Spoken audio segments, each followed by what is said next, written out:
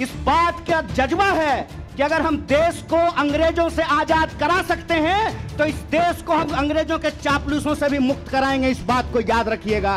जब तक जेल में चना रहेगा, आना जाना लगा रहेगा, हमको कोई दिक्कत नहीं है, लेकिन बारी सबकी आएगी, इस बात को याद रखिएगा। भाजपा की नई योजना है तैयार, भाजपा ऑफिस में सभी नौजवान बनेंगे चौकीदार। हो सकता है कि कोई भाजपा का मंत्री ये भी आकर के कह दे कि अग्निपथ योजना में शामिल होने के बाद आपका बाल नहीं गिरेगा। पहले आर्मी में हर साल 75,000 कम से कम लोग बहाल होते थे, बाद में बीजेपी ने इसको घटा करके 50,000 कर दिया, और पिछले 2 साल में, अब तीसरा साल है, 50,000 लोगों को भी भर्ती नहीं की गई।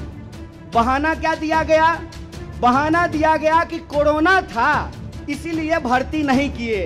हाय मोदी जी, कोरोना था तो चुनाव लड़ लिए, बंगाल में जाकर के दीदी ओ दीदी कर लिए, सब जगह चुनाव हो गया, उत्तर प्रदेश का चुनाव हो गया, बुलडोजर बाबा आ गए, लेकिन आर्मी की भर्ती नहीं हुई। ये बेईमानी है कि नहीं है? आप ट्रेन में जब जाते होंगे, बस में जाते होंगे, तो जब जूसर बेचने वाला आता है तो एक संतरा से आपको 1 गिलास जूस निकाल करके दिखाता है, और वही जूसर जब आप घर पे लेकर के जाइएगा तो आधा गिलास जूस भी आपको आपके घर में नहीं निकलेगा। कि सरकारी रेलवे नहीं होना चाहिए, सरकारी BSNL नहीं होना चाहिए, इनके हिसाब से सेना में नियमित नौकरी नहीं होनी चाहिए। जब सब कुछ सरकारी नहीं होना चाहिए तो सरकारी प्रधानमंत्री लेकर के ढोल बजाएंगे? फिर सरकारी प्रधानमंत्री भी क्यों होना चाहिए? सरकारी संसद भी क्यों होना चाहिए? दोस्तों, इस देश के जवानों और इस देश के भूतपूर्व सैनिकों के अधिकारों की रक्षा के लिए विपक्ष ने दोस्तों अपनी कमर कस ली है। आपकी स्क्रीन पर आप देख सकते हैं, विपक्ष के नेता कन्हैया कुमार ने इस देश के नौजवानों के साथ हो रही ज्यादती के लिए जमकर आवाज़ उठाई है। उन्होंने कहा है कि हम पहले भी मैदान में थे और अब हमने कमर कस ली है कि इस देश के जवान और इस देश के भूतपूर्व सैनिकों के साथ धोखा नहीं होने देंगे।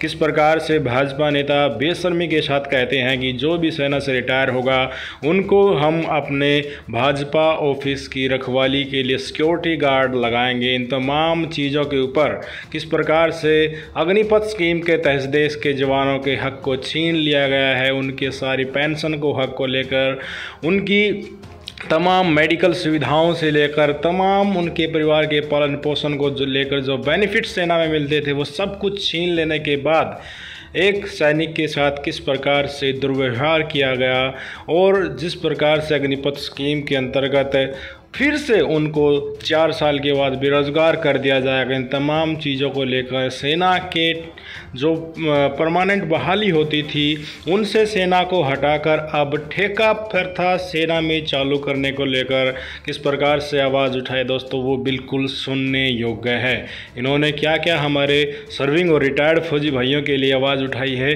देखिए आप इस वीडियो में। आजकल दिल्ली पुलिस हम पे ज़्यादा मेहरबान है, दिल्ली पुलिस मेहरबान है, और इस बात से हमको कोई दिक्कत नहीं है। एक्चुअली इस बात से हम लोग खुश हैं कि पुलिस अगर विपक्ष को डंडा ना मारे, पुलिस अगर विपक्ष के कुर्ते ना फाड़े, पुलिस अगर विपक्ष को डिटेन ना करे, हिरासत में ना डाले, पुलिस अगर विपक्ष को जेल में डाले, ईडी अगर विपक्ष के नेताओं को परेशान ना करे, सीबीआई आपके घर पे रेड ना मारे, इनकम टैक्स का छापा ना मारे, तो समझिए आप देश के लिए लड़ नहीं रहे हैं। और हम दिल्ली पुलिस को धन्यवाद देना चाहते हैं कि हम देश की जनता के लिए लड़ रहे हैं और आपकी एक एक परेशानी को झेलने के लिए तैयार हैं। लेकिन एक बात हम दिल्ली पुलिस के सिपाहियों को जरूर कहना चाहते हैं, भाई साहब, आप आते हैं साधारण परिवार से, आप आते हैं किसान मजदूर के परिवार से, आप आते हैं गरीब परिवार से। आप जो हमारे ऊपर डंडा चला रहे हैं ना, एक्चुअली आप अपने ही भविष्य पे और अपने ही मुद्दों के ऊपर डंडा चला रहे हैं। इस बात को याद रखिएगा, इस बात को याद रखिएगा। और रिकॉर्ड तो करते ही आप लोग, बढ़िया सा रिकॉर्ड करके गृह मंत्री को सुना दीजिएगा। इस बात को याद रखिएगा कि डीसीपी साहब प्रमोट होकर के चले जाएंगे, डीजीपी बन जाएंगे, लेकिन जो आज इस देश की आर्मी के साथ हो रहा है, वो बात किसी दिन किसी भी पुलिस के साथ हो सकता है। इस बात को याद रखिएगा। इस बात को याद रखिएगा कि आज जिस तरीके से देश के लिए जो सम्मान की बात है, जो सर्वोच्च बलिदान की बात है, अगर उनकी नौकरी को ठेके पे किया जा रहा है तो कल आपकी नौकरी को भी ठेके पे किया जा सकता है।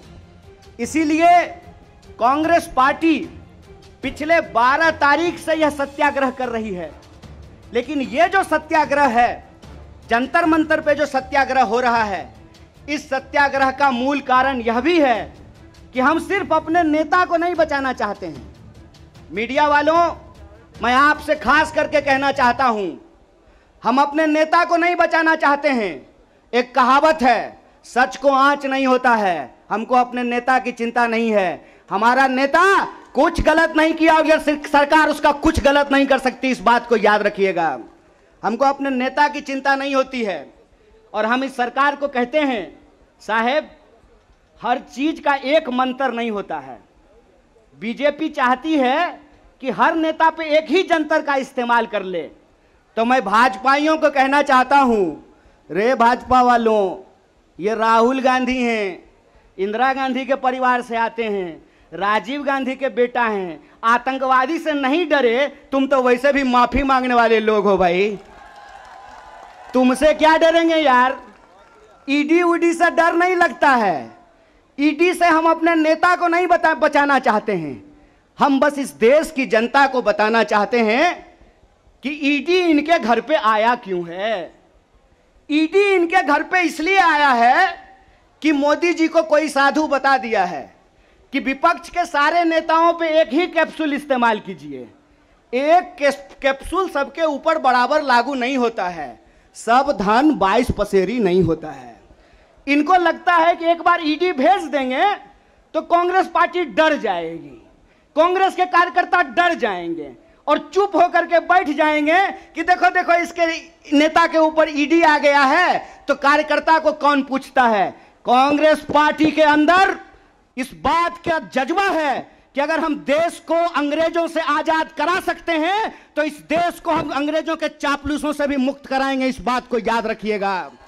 इस बात को याद रखिएगा कि आपने देश के साथ जो खिलवाड़ किया है उस खिलवाड़ के खिलाफ हैं हम। उस खिलवाड़ के खिलाफ क्यों हैं हम?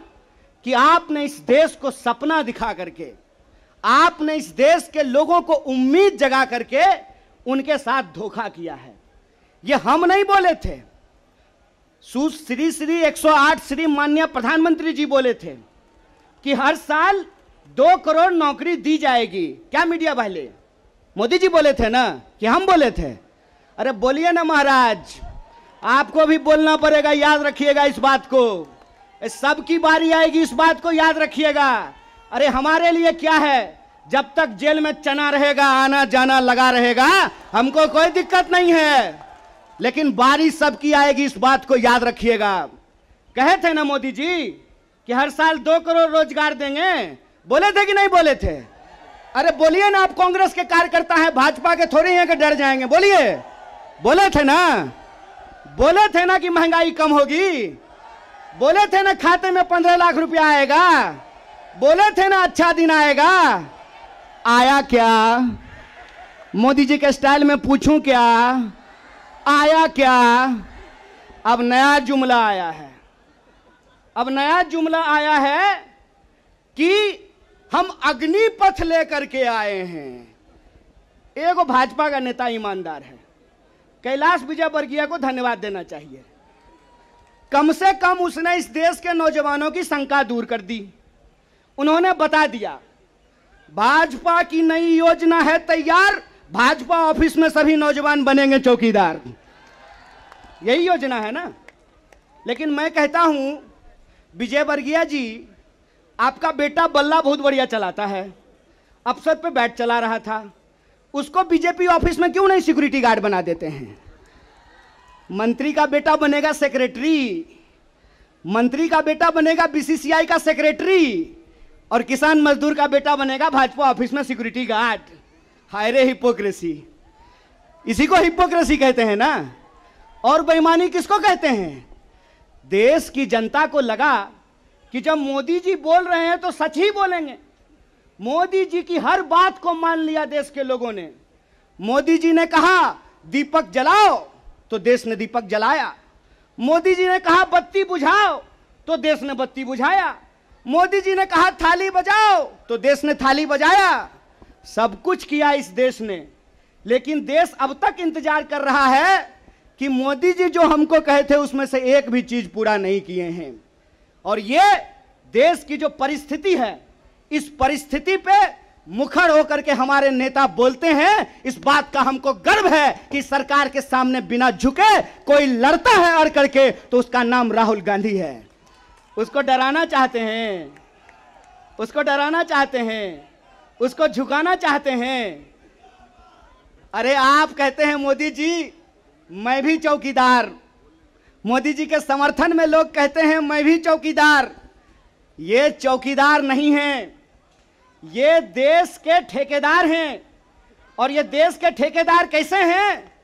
क्योंकि इस देश के लोगों का, उनके भविष्य को ये ठेके पे कर देना चाहते हैं। ये जो अग्निपथ योजना है, इसकी मोटी मोटी बात आप समझ लीजिए। मैं बड़े ध्यान से सारा प्रेस कॉन्फ्रेंस सुन रहा हूं। प्रेस कॉन्फ्रेंस में सरकार जिलेबी की तरह गोल गोल कर रही है, हर चीज को सब कुछ बोल रही है, सब फायदा गिना रही है। हो सकता है कि कोई भाजपा का मंत्री यह भी आकर के कह दे कि अग्निपथ योजना में शामिल होने के बाद आपका बाल नहीं गिरेगा। जिस तरीके से उसके फायदे गिनाए जा रहे हैं, लेकिन असली बात नहीं बताया जा रहा है। एक सिंपल सवाल है, सरकार को इस बात का जवाब देश के नौजवानों को देना चाहिए। क्या सिंपल सवाल है कि जो भर्तियां हो रही थी वो भर्ती होगी कि नहीं होगी? सवाल नंबर एक। सिंपल बात है, पहले आर्मी में हर साल 75,000 कम से कम लोग बहाल होते थे। बाद में बीजेपी ने इसको घटा करके 50,000 कर दिया। और पिछले 2 साल में, अब तीसरा साल है, 50,000 लोगों को भी भर्ती नहीं की गई। बहाना क्या दिया गया? बहाना दिया गया कि कोरोना था इसीलिए भर्ती नहीं किए। हाय मोदी जी, कोरोना था तो चुनाव लड़ लिए, बंगाल में जाकर के दीदी ओ दीदी कर लिए, सब जगह चुनाव हो गया, उत्तर प्रदेश का चुनाव हो गया, बुलडोजर बाबा आ गए, लेकिन आर्मी की भर्ती नहीं हुई। यह बेईमानी है कि नहीं है? रोजगार देने में कोरोना है और चुनाव लड़ने में कोरोना नहीं है। और अगर आप बैकलॉग को देखेंगे, 50,000 को अगर मान लें तब भी 1.5 लाख बहाली होनी चाहिए थी। 1.5 लाख ये बहाली नहीं कर रहे हैं। 1.5 लाख बहाली ये करेंगे कि नहीं करेंगे इसको ये नहीं बता रहे हैं। ऊपर से ये एक नया योजना लेकर के आ गए हैं। तो एक ना छोटा सा कहानी हमको याद आ रहा है। बच्चा बहुत जोर जोर से रो रहा था, कहा मम्मी दूध पिला दो, दूध पिला दो। मम्मी उसको उठा करके अलमीरा पे बिठा दी। बच्चा मम्मी को यह नहीं कहता है कि मम्मी दूध पिला दो, बच्चा चिल्ला चिल्ला करके कह रहा है कि मम्मी अलमीरा से नीचे उतार दो, नीचे उतार दो।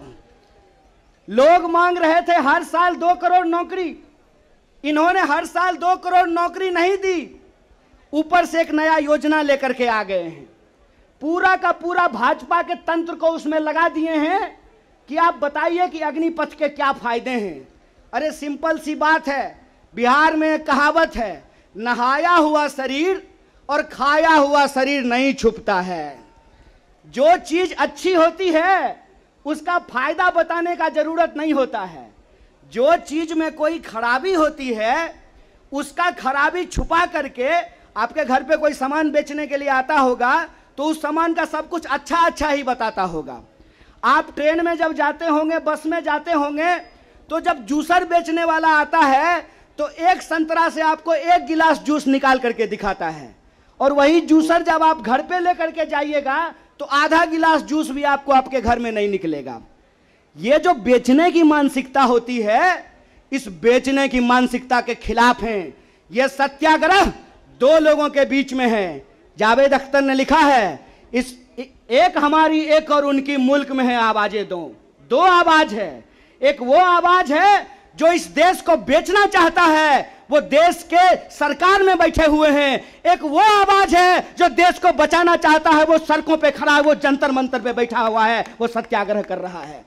और ये सत्याग्रह हम इसलिए कर रहे हैं कि सरकार के झूठ को हम समझ रहे हैं। झूठ क्या है इनका? झूठ है कि ये लोग परमानेंट बहाली को बंद करने जा रहे हैं। परमानेंट बहालियां नहीं होगी।